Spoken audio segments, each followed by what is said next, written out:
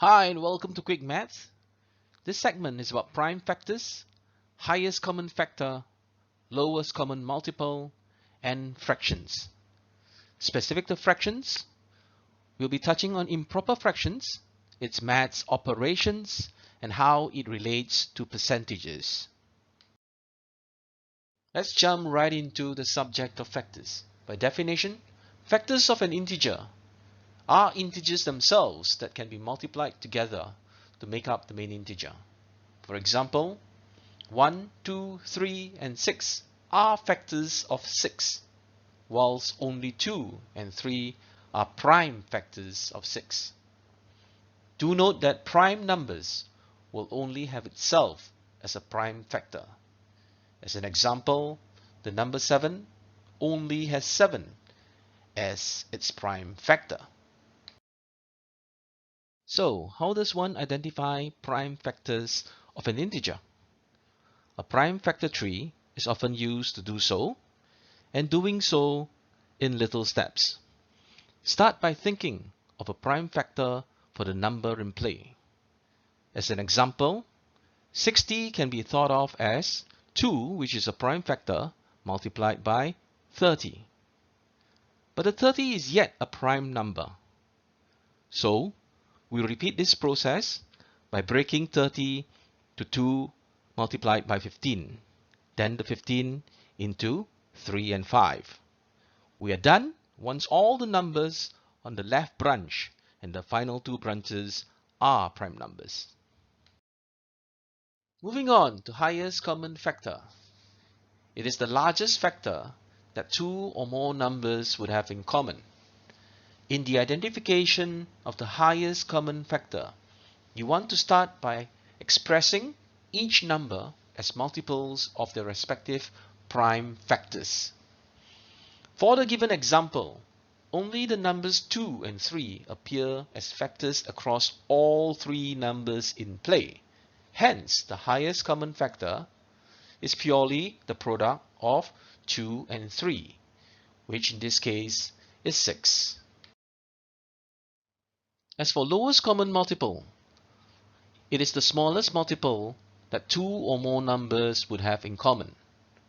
Likewise, in the identification of the lowest common multiple, you want to start by expressing each number as multiples of their respective prime factors. Lowest common multiple can be calculated from the product of all non-repeating prime factors. For the numbers 12, 42, and 60, the lowest common multiple equals to 2 times 2 times 3 times 7 times 5, which is 420. Okay, time for tutorial question 1. Do press the pause button now as required. What is the highest common factor and the lowest common multiple for the numbers 12, 24, and 72? Did you get 12 and 72? For this question, the highest common factor is derived from the product of prime factors that appear on all numbers. Hence, it's 2 by 2 by 3, which is 12. Whilst the lowest common multiple is derived from the product of prime factors that are not repeating across all numbers. Hence, it's 2 by 2 by 3 by 2 by 3, which is 72.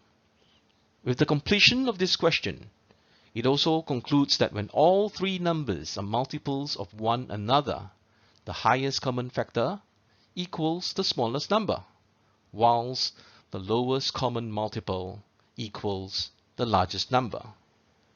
This in turn infers that the highest common factor can only be as large as the smallest number, whilst the lowest common multiple can only be as small as the largest number. Next, I wish to discuss about fractions, where proper fractions are those where its numerator is smaller than its denominator, whilst improper fractions are those where its denominator is larger than its numerator. An example being 9 over 4. It is also worth noting that improper fractions can be converted to a mixed number. As an example, 9 over 4 can be expressed as being equal to 2, 1 over 4. When performing addition and subtraction of fractions, the denominator must be identical. This is where knowledge of lowest common multiple applies. That is, when there's a need to add or subtract fractions with different denominators. In the example where the denominators are not the same, being 5 and 3, one can scale each fraction with the knowledge of lowest common multiple being 15 to correctly complete the calculation. As for when performing multiplication of fractions, both the numerators and denominators go through the respective multiplication process. In the example, 3 and 5 would be multiplied together to form 15, and 7 and 11 will be multiplied together to form 77 in their own respective manner. For the multiplication process, it is not important if the denominators are identical or otherwise. In the case of when performing division of fractions, the process can be transformed into a multiplication process when the numerator and the denominator of the secondary fraction is flipped.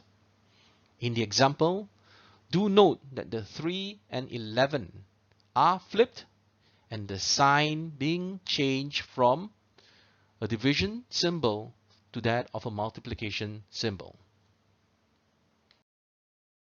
Having spoken about fractions, it is timely to bring in percentages. The easiest way that I would like to think about percentage is to equate the symbol with having a denominator of 100. Here are some examples. 1% is equal to 1 over 100. 5% is equal to 5 over 100. 70% is equal to 70 over 100. Back to tutorial questions. So do press the pause button now as required. Question 2 reads as, what is the outcome of 8 and 1/3 minus 7 and 6/7 in its simplest form? Its simplest form should be 10 over 21. Here's one way to do it. Start by converting both mixed numbers to improper fractions. Then, synchronize its denominator so that we could arrive to the answer by purely subtracting the numerator. Tutorial question 3. Do press the pause button now as required.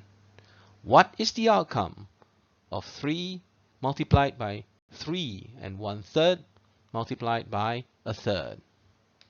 The correct answer is 3 and 1/3. You can choose the short way or the more long-winded way. In the short way, all you need to do is to cancel off 3 and 1/3, and it should lead you to 3 and 1/3. In the more long-winded way, you can convert all of the mixed numbers into improper fractions. Then multiply and simplify the improper fraction. Next, you will convert the improper fraction back to a mixed number. Tutorial question 4. Do press the pause button now as required. What is the outcome of the inscription of question 4? The correct answer should be our first pick here. As for its working, you want to convert the mixed number into improper fraction.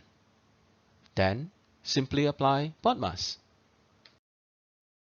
For convenience, I'm putting each of the math operations for fractions into a table. For addition and subtraction, be sure to make the denominators the same. Use lowest common multiple as required. Add or subtract the numerators only. For multiplication, multiply numerator with numerator. Multiply denominator with denominator. As for division, flip the numerator and the denominator of the secondary number and convert the divide symbol to a multiplication symbol. Finally, when performing order or powers, apply the order directly to the numerator and denominator individually.